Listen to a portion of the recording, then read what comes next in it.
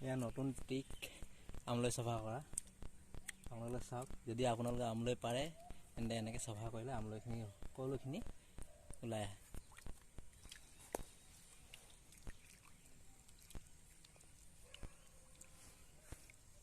এয়া চাওক, চব আমলৈখিনি লাগি আহে আৰু টোপখিনি থাকি যায়।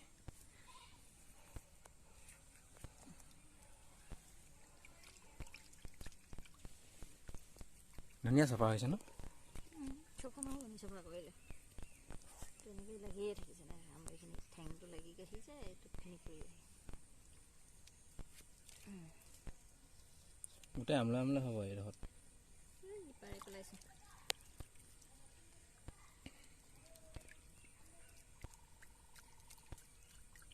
কষ্ট কৰি দিছে পোৱালি।